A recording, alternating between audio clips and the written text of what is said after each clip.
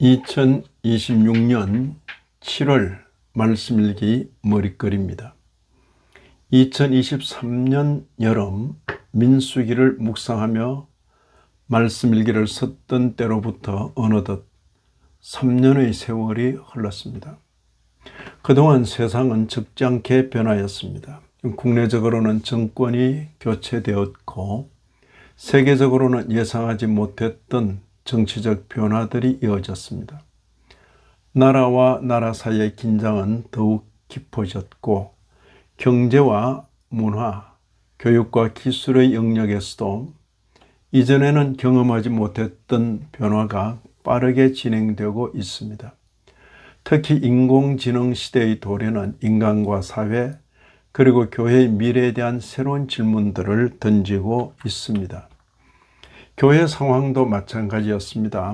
오손도손 교회는 지난 몇 년 동안 적지 않은 변화를 겪었습니다. 함께 예배드리며 웃고 울었던 일기 성도들이 대부분 떠나가고 몇 가정만 남아 긴 시간을 지나왔습니다.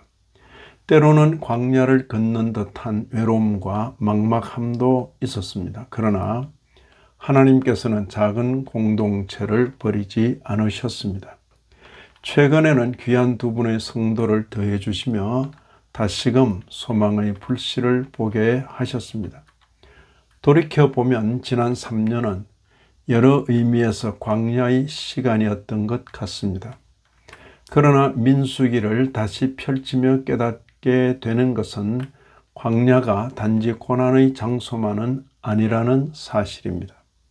광야는 하나님께서 자기 백성을 버리신 장소가 아니라 오히려 가장 가까이에서 만나주신 장소였습니다.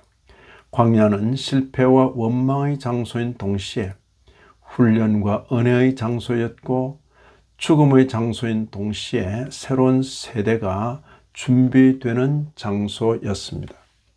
민수기를 읽다 보면 놀라운 사실 하나를 발견하게 됩니다. 이스라엘은 자주 실패하지만 하나님께서는 실패하지 않으셨습니다.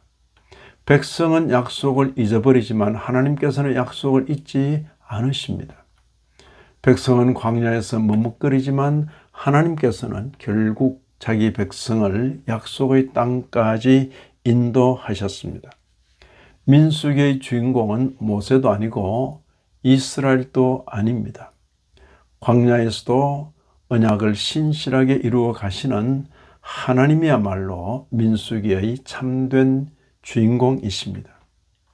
2026년 7월 다시 민수기를 읽고자 합니다.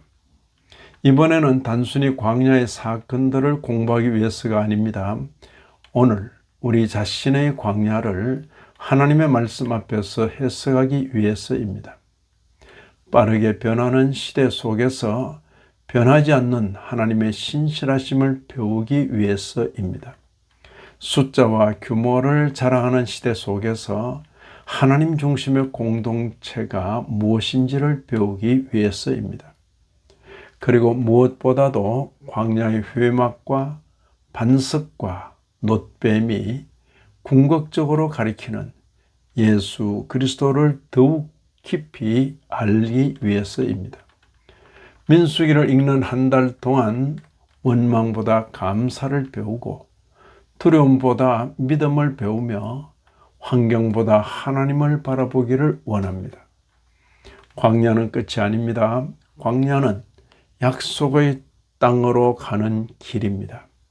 그리고 그 길의 처음과 끝에는 언제나 신실하신 하나님께서 계십니다. 2026년 6월 마지막 날에 말씀으로 섬기는 김성봉 드립니다.